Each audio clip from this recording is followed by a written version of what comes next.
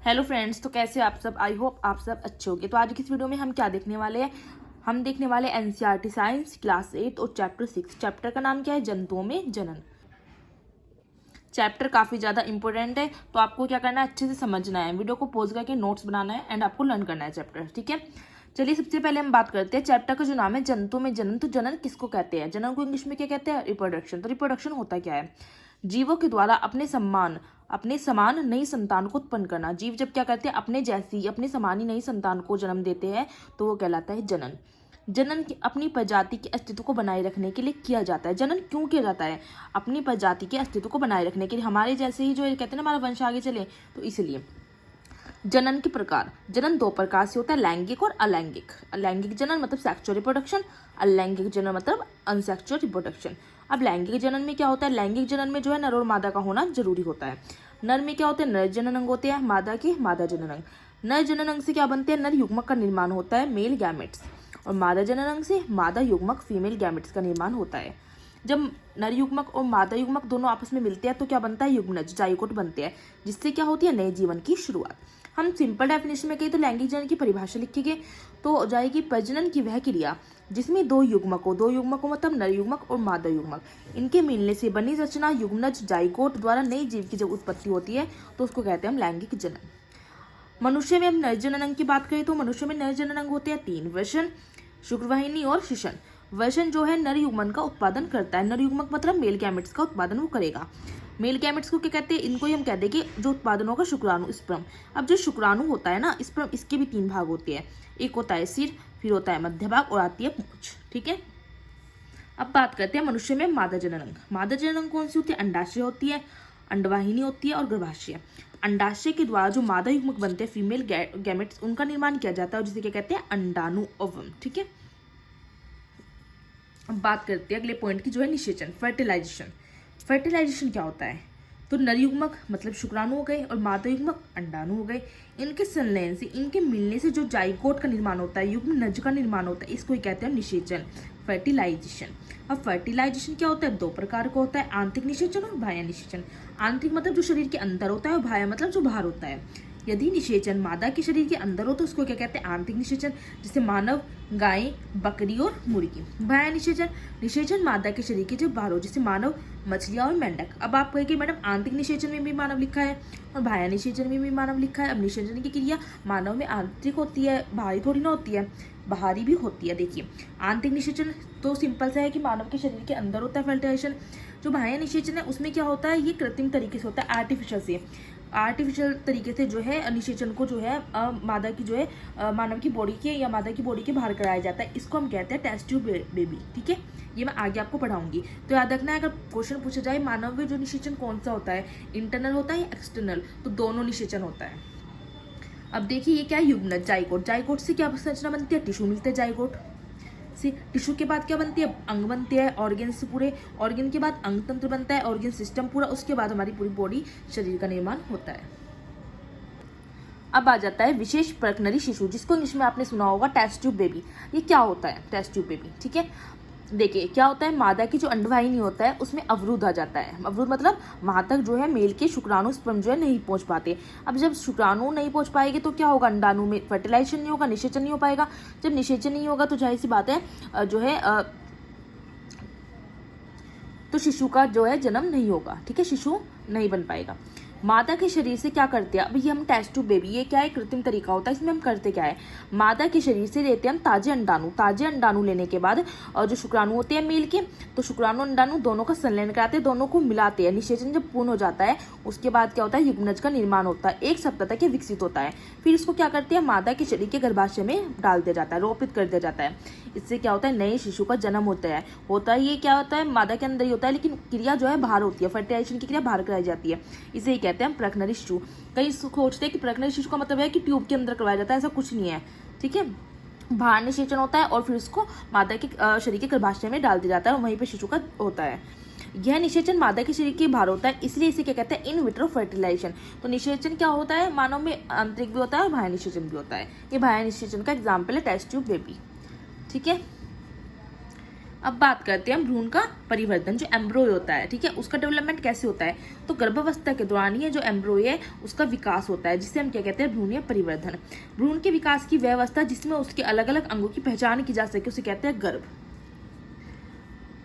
अब हम बात करते हैं जरायुज और अंडप्रजक जंतु की। जरायुज और अंडप्रजक जंतु किसे कहते हैं, किसी सजीव के द्वारा अपने समान शिशु को जन्म देना क्या कहलाता है, जरायुज। जैसे हम क्या कहते हैं, बच्चों को जन्म देते हैं, गाय भी बच्चों को देती है और बकरी भी, अंडे नहीं देते, ठीक है। तो ये क्या है, ये जरायुज है, हम जरायुज है। तो कुछ सजीवों के द्वारा क्या होते हैं, अंडे दिए जाते हैं, वो शिशु को जन्म नहीं देते, पहले अंडे देते हैं, अंडे में से बच्चे बाहर आते हैं और जिससे नए जीव बाहर निकलते हैं, ये अंडप्रजक जंतु कहलाते हैं, जैसे मुर्गी अंडे देती है और मछली।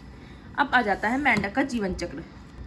मेंढक का जीवन चक्र की बात करें तो क्या होते हैं, अंडे होते हैं, अंडे से क्या वयस्क अंडे वयस्क जो मेंढक होता है वो मेंढक क्या देता है, अंडे देता है।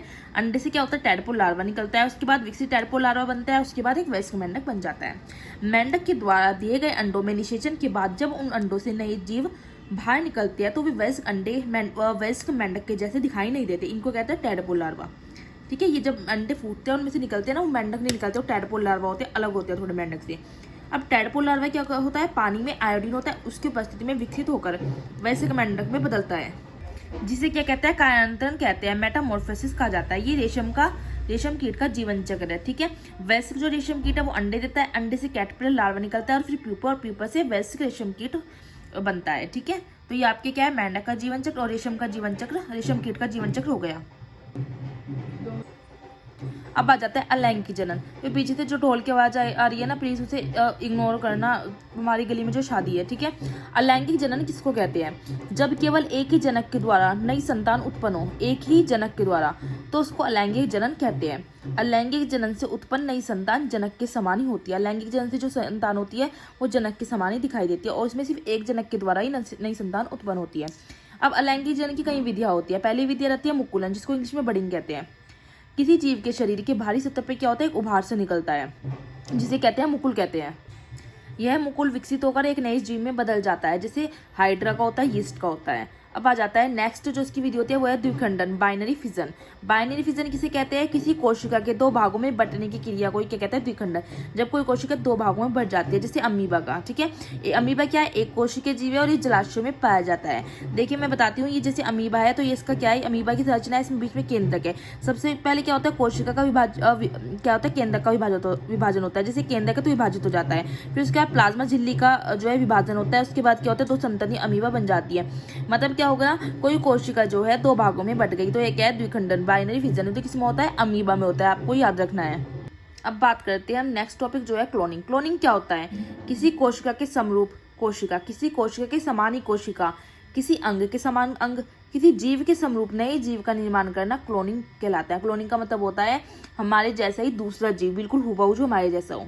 किसी जंतु के सर्वप्रथम जो सफलतापूर्वक क्लोनिंग की गई थी वो कौन थी, भेड़ की। एक भेड़ जैसी दूसरी बिल्कुल वैसी ही भेड़ बनाई गई थी। इयान विल्मट और उसके सहयोगी के द्वारा यह कार्य स्कॉटलैंड के एडिनबर्ग रोजिन इंस्टीट्यूट में किया गया था। अब इस भेड़ का नाम क्या था जिसकी क्लोनिंग की गई, डॉली भेड़। डॉली भेड़ के जन्म की बात करें तो 5 जुलाई 1996 को हुआ था। इसकी मृत्यु 14 फरवरी 2003 में हुई थी फेफड़ों की बीमारी के कारण। अब ये डॉली भेड़ की क्लोनिंग किस तरह करी गई थी समझते हैं हम। ये क्या है, ये भेड़ ए है, मतलब एक भेड़ है, उसका नाम क्या है, फिन डॉर्सेट। दूसरी भेड़ का नाम क्या है, स्कॉटिश ब्लैक फेस ईव।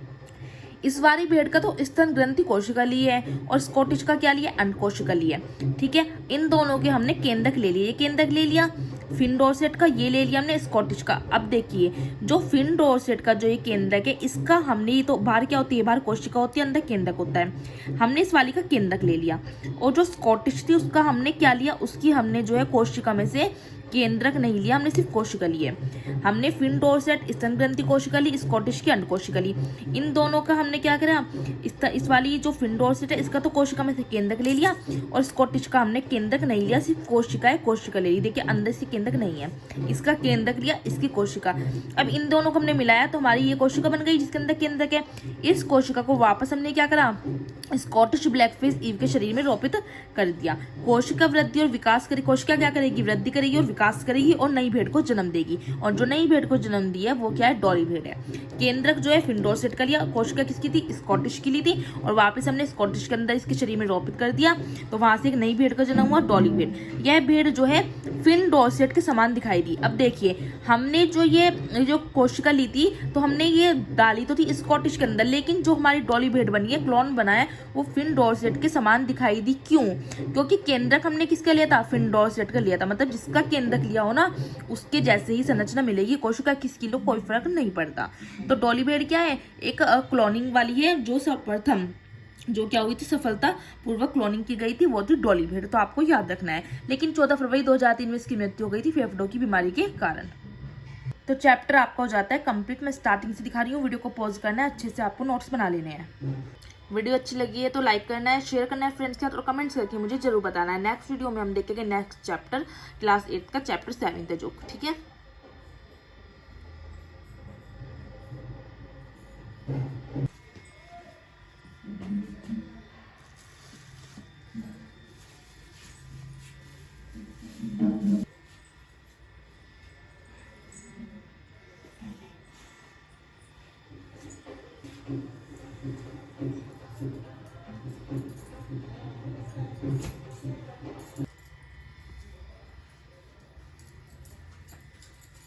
और 27